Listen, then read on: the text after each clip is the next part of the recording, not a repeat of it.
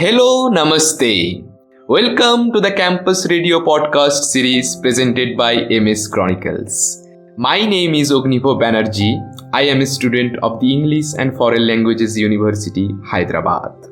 In today's episode, I am going to read a short anecdote written by me titled The Last Days of October on EFLU campus. This writing emerged out of a sense of deep solitude I felt towards the end of October. It largely narrates my personal experiences while living on EFLU campus during this time. It tries to capture a few sights and sounds of our campus. Writing this was truly a cathartic experience for me. So, here it goes.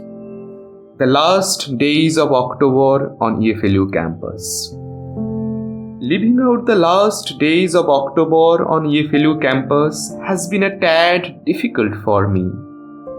There is a distinct heaviness in the air engendered by a sense or a burden of expectation. Something is going to happen, something is going to unveil itself momentarily and change life forever. Yet the inconsequential days slowly and inevitably roll by your memory. They become shorter, colder, and bleaker. The most challenging thing is to face the twilight during this time. Each day ends almost prematurely without leaving any trace in your heart or your brain. You feel empty.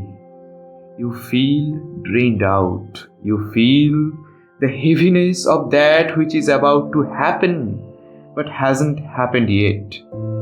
Things become even more difficult if you don't have a person to live with. You spend your days in solitary confinement. The bulky copy of David Copperfield is getting soaked by residual daylight trickling forth from the other side of the hostel room window. The great festival of Durga Puja has ended, and its twisting, lingering effect on your mind is made paradoxical by the fact that you could not connect yourself to what it means or what it stands for.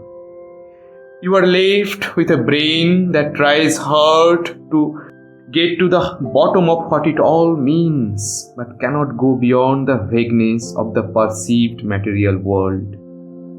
The air is always heavy with a brooding silence.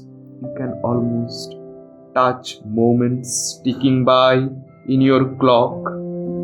The smell of bright sunlight is giving away to a subtle odor of grayish-blue darkness in the sky. The silence of the soul touches infinity. Time reeks of decadence. The warmth of the heart fades away. A carpet of cold apathy is spread across your being. A carpet which gets torn here and there by an acute sense of pain and unfulfilled expectations. You fall asleep by the shore of infinity, but you wake up and stand face to face your mortality. You helplessly behold infinity passing by drop, and teasing you as if the universe were a mistake.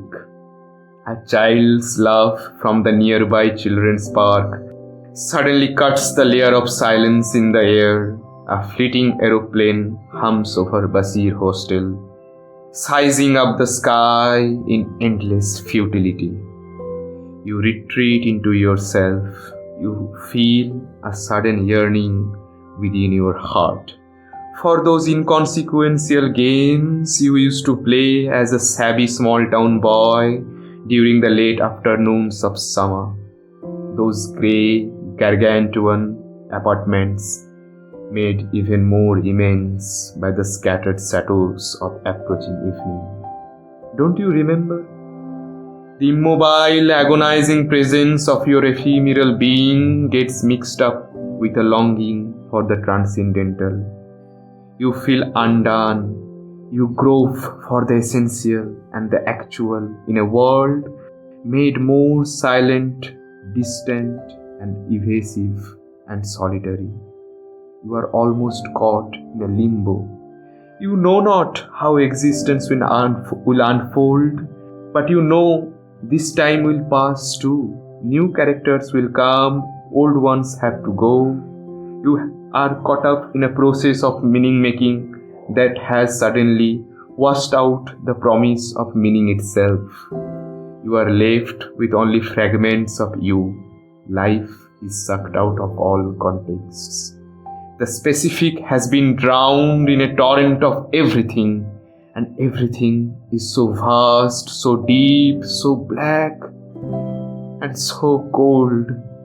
You are estranged by the strangeness of that vast expanse of humanity that excludes you. You feel like surrendering yourself to absurdity, confusion, and oblivion, everything that isn't life. The reassuring sense of the self has been torn apart by the possibility of being somebody else in another time, in another life.